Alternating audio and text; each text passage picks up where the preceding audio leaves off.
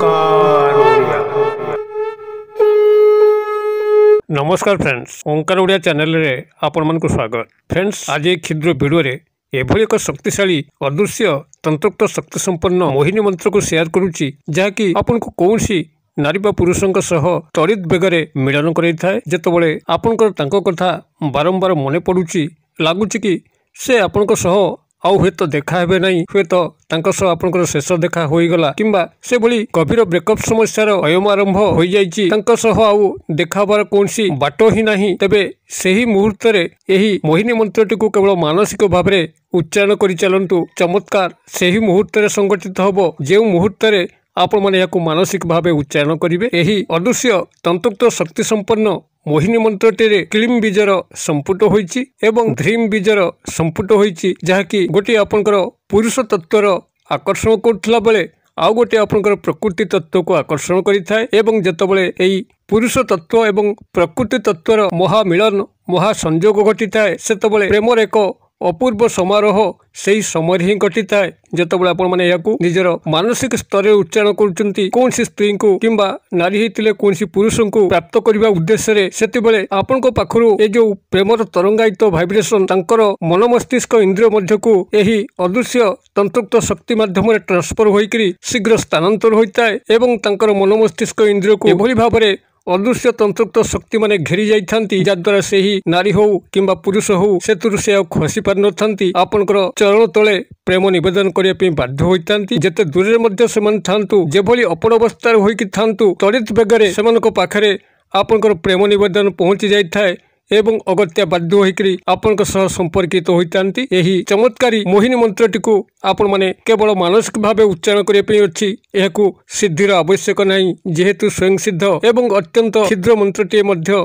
जाकी अत्यंत सहजरे आपनकर मने रहि जिवो। खूब सरल शब्द विन्यास। तेबे एही मोहिनी मंत्र स्वरूप कोन, ताकू केउ भली भाबरे आपण मानसिक स्तर रे केवल स्मरण करिवे, जद्वारा कि जेकोसी नारी बा पुरुष जहाँ को आपण गभीर भाव में कामना करुचंती, मात्र आपन को लागुची कि आपण तांको संपूर्ण भाव में हरई सारचंती, तांको सह मिलन होबार आ बाट ही नाही। किभली एही मोहिनी मंत्र सहायता रे आपण तांको प्राप्त करि परिबे, जानिया पे वीडियो रे शेष पर्यंत देखंतु। चैनल को प्रथम बार आस्तिले एही भली कंटेंट रे आपण को रुचि रहउतिले चैनल कड़े थिबा लाल कलर सब्सक्राइब बटन क्लिक करी बेल आइकन क्लिक करी एवं ऑल नोटिफिकेशन पर क्लिक करी चैनल टी को सब्सक्राइब कर नियंतु, जेभली कि आमे जेतल मध्य आपण मानक सेबारे एही भली तंत्र मंत्र वीडियो अपलोड करिवु ता सर्वप्रथम नोटिफिकेशन आपण पाखरे पहुंचीबो एवं से सब को आपण माने सर्वदो देखिकरी किछि ज्ञान आहरण करि परिबे। एबे फ्रेंड्स, एबे सुन नजर पकेबा ई शक्तिशाली अदृश्य तंत्रोक्त शक्ति संपन्न मोहिनी मंत्र, जहाकू कि आपण केवल मानसिक स्तर रे उच्चारण कले आपनकर मानसर प्रच्छद पटरे जेउ नारी बा पुरुष अंतर्निहित भाबरे अछंती, जहाँ को आपण गभीर भाव में हरउचंती, तांको पाखरे आपनकर प्रेम निवेदन त्वरित बेगर पहुंचीबो। से जेउ भली अवस्था रे थांतु, आपण ठारू जेउ भली अपड़ अवस्था रे थांतु, सेही समय ही संपर्कर पुनर्विन्यास घटिबो। आपण को से गभीर भाव में मने पकेकरी आपण को आसी देखा करिवे, समस्त अभीष्ट को मध्य पूर्ण करिवे। तेबे एही मोहिनी मंत्रटी को आपण मानकर कोनसी सिद्धि करिवार आवश्यक नाही, जेहेतु या स्वयं सिद्ध, केवल यह मानसिक भाव में उच्चारण करिया पे अछि। सेही समय जेउ समय तांकर स्मृति आपन को आंदोलित करुची, गभीर भाव दुख पहुँचाऊँगी, से भली किसी अभाव बोध आपण माने निज भितर लक्ष्य करुचंती ना, से हुए तो आपन को मिलबे नहीं, तांको सह आपनकर शेष देखा हो जाइछि, किंबा देखा होबाकू अनेक बाट अछि, जेउठी कि आपण माने से पर्यंत धैर्य धरी रहि पारुनांती। एही भली एक गभीर आवेगमय प्रेममय मुहूर्त रे आपण माने एही मोहिनी मंत्रटू केवल मानसिक भाव उच्चारण करंतु। अगत्या एभली भाव रे एक परिस्थिति तांको पाखरे सृष्टि हबो, से निश्चित भाव में आपन को मने पकेबे। आपन जे भली भाव तांको पे छटपट होउचंती, से भली भाव में आपन को पे छटपट हेबे। आपन को किछि कहिबार आवश्यक नाही, प्रपोज करिबार आवश्यक नाही, से तांको तरफ ही आपन को प्रपोज करिवे, आपन को आसी देखा करिवे, समस्त अभीष्ट को पूर्ण करि चलिबे। तेबे जेहेतु एही मंत्रटी आपनकर स्वयं सिद्ध, सिद्धि करिबार आवश्यक नाही, तेबे यार चुंबकीय तत्व को निज भितर प्राथमिक भाव में ग्रहण करिया पे अछि। मात्र 3 दिन आपण जेकोसी सोमवार रात्रि ठारू आरंभ करी कंटिन्यूअस भाव में 3 दिन पे आपण दैनिक 108 बार केवल उच्चारित करिया पे अछि एवं यार चुंबकीय तत्व को निज भितर ग्रहण करिया पे अछि। जेकोसी सोमवार दिन रात्र 12टा परे आपण शुद्ध पुत होइकरी उत्तर दिग को मुख करिकरी बसिबे।